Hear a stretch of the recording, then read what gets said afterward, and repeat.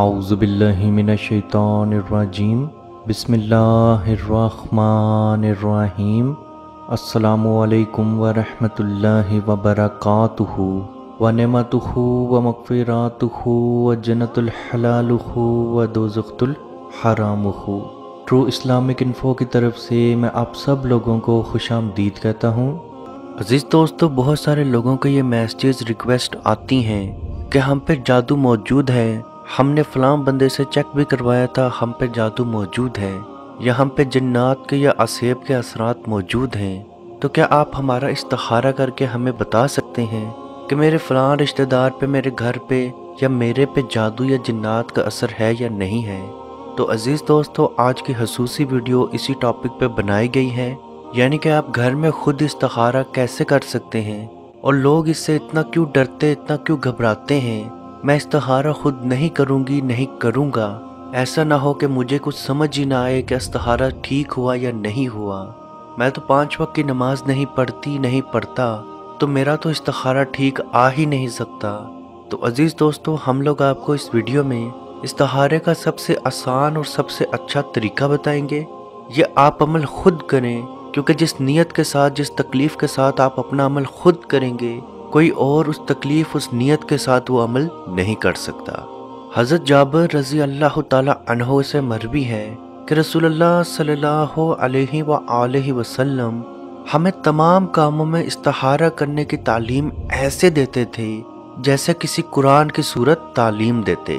آپ صلی اللہ علیہ وآلہ وسلم فرماتے، جب تم میں سے کوئی شخص کوئی کام کرنا چاہے یا کسی کام کی نیت کرے تو فرض نماز کے علاوہ 2 رکعت نفل نماز پڑھے اور پھر یہ دعا پڑھے۔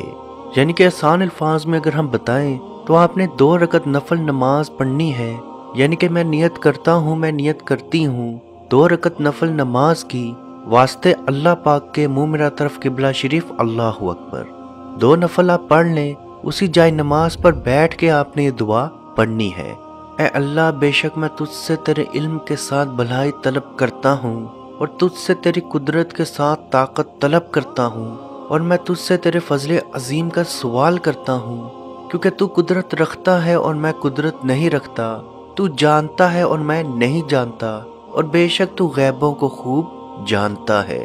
اے اللہ، اگر تو جانتا ہے کہ بے شک یہ کام میرے لیے، میرے دین، میرے معاش، میرے انجام کے لحاظ سے بہتر ہے، تو اس کو میرے حق میں فیصلہ کر دے اور اسے میرے لیے آسان کر دے، پھر میرے لیے اس میں برکت ڈال۔ اور اگر تو جانتا ہے کہ یہ کام میرے لیے، میرے دین، میرے معاش، میرے انجام کے لحاظ سے برا ہے، تو مجھے اس سے دور کر دے اور اس کو مجھ سے دور کر دے، اور میرے لیے بھلائی کا فیصلہ کر دے، اور جہاں بھی وہ ہو مجھے اس پہ راضی کر دے۔ جب آپ یہ دعا پڑھتے ہوئے حاصل ام تک پہنچیں گے، اس پوائنٹ پہ آپ نے اپنے کام کے بارے میں سوچنا ہے۔ شادی کے لیے استخارہ کر رہے ہیں تو حاصل نکاح، پہلی دفعہ بھی سرخ لائن پہ حاصل نکاح، دوسری دفعہ جب نیچے آئیں گے پھر سے حاصل نکاح۔ ویزے کے لیے کر رہے ہیں تو حاصل سافرہ۔ اسی طرح جاب یا کسی اور کام کے لیے اگر آپ استخارہ کر رہے ہیں اور آپ کو اس کی عربی نہیں آتی، تو جہاں پہ حاصل امر آپ پڑھیں گے وہاں رک کے آپ نے تھوڑی دیر اس کام کے بارے میں دماغ میں سوچنا ہے۔ جیسے آپ نے حاضر ام پڑھا، 2 منٹ چپ ہو گئے، رک گئے اور دماغ میں اس کام کے بارے میں سوچنا شروع کیا، پھر اس کے بعد آیت آپ پڑھنا شروع کر دیں، پھر جہاں پہ دوسری دفعہ حاضر ام پھر سے آیا وہاں پہ پھر رک کے اپنے کام کے بارے میں دماغ میں سوچنا شروع کریں۔ بہت سارے لوگوں کا یہ ماننا ہے کہ استخارہ کرنے کے بعد آپ کو خواب میں اس کا انجام، اس کا فیصلہ نظر آئے گا، یا آپ کو کوئی سبز رنگ کی چیز یا سبز رنگ کا اشارہ ہوگا، تو ایسا کچھ بھی نہیں ہوتا۔ یاد رکھیں، اس دعا کا ترجمہ آپ لوگ خود پڑھیں۔ اللہ پاک سے آپ کہہ رہے ہیں، اگر یہ کام میرے لیے اچھا ہے تو اس کو میرے لیے آسان کر دے اور مجھے اس پہ راضی کر دے، اور اگر یہ کام میرے لیے اچھا نہیں ہے تو اس کو مجھ سے دور کر دے۔ تو استخارہ کرنے کے بعد اگر آپ کا دل اسی کام میں لگا رہے، یعنی جس نیت سے آپ پہلے اس کام کے بارے میں سوچ رہے تھے، اسی نیت کے ساتھ اگر آپ ابھی بھی سوچ رہے ہیں اور وہ کام آپ کے لیے آسان ہو رہا ہے، تو آپ سمجھ جائیں کہ وہ استخارہ آپ کے حق میں ہے۔ اب 2-3 چیزیں ہیں، اس میں سے ایک چیز اگر آپ نے چوز کرنی ہے تو آٹومیٹکلی وہ چیز آپ کے لیے آسان ہونا شروع ہو جائے گی۔ یا اس کا آپ کے ساتھ لنک بننا زیادہ شروع ہو جائے گا۔ اب ہم بات کرتے ہیں کہ اگر جادو یا جنات کا اثر ہو تو وہ استخارہ میں کس طرح سے نظر آئے گا۔ تو بڑی سمپل سی ایک چیز یاد رکھیں، استخارہ اللہ سے مشورہ لینا ہے، یعنی جو کام آپ فیوچر میں کرنے والے ہیں وہ کام آپ کے حق میں کیسا ہوگا، اس چیز کے بارے میں جاننا استخارہ کہلاتا ہے۔ اگر آپ پہ جادو یا جنات یا اسیبی اثر موجود ہے تو آٹومیٹکلی وہ پاسٹ ہو چکا ہے، اور گزرے ہوئے وقت کے لیے پاسٹ کے لیے استخارہ نہیں کیا جاتا۔ عزیز دوستو، آپ نے ٹی وی پہ دیکھا ہوگا ایسے پروگرامز بھی آتے تھے کہ میرا نام فلاں ہے، میری ماں کا نام فلاں ہے، تو استخارہ کر کے بتا دیں میرا فلاں کام ہے، میرا یہ کام ہے، تو کیسا ہوگا۔ وہ مولوی صاحب بھی آپ کا نام لکھ کے تھوڑی دیر کے بعد آپ کا سارا استخارہ نکال کے دکھا دیتے ہیں۔ وہ استخارہ تسبیح پہ کیا جاتا ہے، جبکہ ایسا استخارہ ہوتا ہی نہیں۔ یاد رکھیں استخارے کا طریقہ وہی ہے جو ہم نے آپ کو بتایا، 2 رکعت نفل نماز، اس کے بعد یہ دعا۔ یاد رکھیں اس کے علاوہ کوئی بھی استخارے کا طریقہ نہیں ہے۔ جو بھی انسان آپ کو ایسا استخارہ کر کے دے یا جادو یا اسیب کے اثرات آپ میں بتائے تو آپ سمجھ جائیں کہ وہ جھوٹا ہے اور اس سے اپنا علاج بالکل نہ کروائیں، کیونکہ ایسے لوگ صرف آپ کو ڈراتے ہیں اور آپ سے پیسہ بناتے جاتے ہیں۔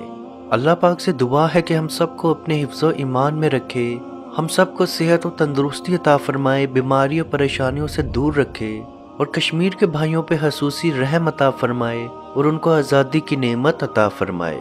آمین۔ اللہ حافظ۔ اے مالک، ہمارے اٹھے ہوئے ان گندے ہاتھوں کی طرف نہ دیکھ، مالک اپنا رحم اور اپنا کرم فرما، مقبوضہ کشمیر کے مسلمانوں کو آزادی کی نعمت سے مالا مال فرما۔ اے اللہ، اس حال کے اندر جب کہ ان پر ظلم و ستم ہو رہے ہیں، اس قدر ان پر مصائب اور آلام ہیں، اے مالک و مولا، اس ماہ مقدس کی مقدس گھڑیوں کا صدقہ اے اللہ کشمیر کے مسلمانوں کو آزادی کی نعمت سے مالا مال فرما۔ اے مالک، جو ان پر مصائب اور آلام بارش کی طرح برس رہے ہیں، اے مالک تو اپنا خاص فضل اور اپنا کرم فرما، ان کی اس آزمائش کو، اس امتحان کے اندر ان کو کامیاب فرما، ان کی اس آزمائش کو دور فرما۔ اے مالک و مولا، اپنا کرم فرما، ان کو آزادی کی نعمت سے مالا مال فرما۔ اے مالک، ہم گناہگار سیاہکار جو بھی ہیں تیرے محبوب کی امتی ہیں، تجھے تیرے نبی علیہ السلام کا، اس کی محبوبیت کا واسطہ دے کر تجھ سے دعا مانگتے ہیں۔ اے مالک، کشمیر کے مسلمانوں کو آزادی کی نعمت سے مالا مال فرما۔ اے مالک، ملک پاکستان کو استحکام عطا فرما، ملک پاکستان کی سرحدوں کی خیر فرما، ملک پاکستان کی سرحدوں پر پہرا دینے والے نوجوانوں کو الہ العالمین ہمت اور حوصلہ عطا فرما۔ ملک پاکستان اور دنیا کے اندر اسلامی مملکت کے جتنے بھی حکمران ہیں، اے مالک ان کو شرم و حیا عطا فرما۔ اے مالک، ان کو کفار کی آنکھوں میں آنکھیں ڈال کر بات کرنے کا حوصلہ اور ہمت عطا فرما۔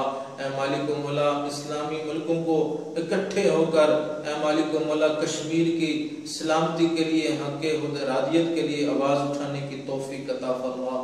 اللہم ربنا تقبل منا انکا انت السمیع العلیم وتب علینا یا مولانا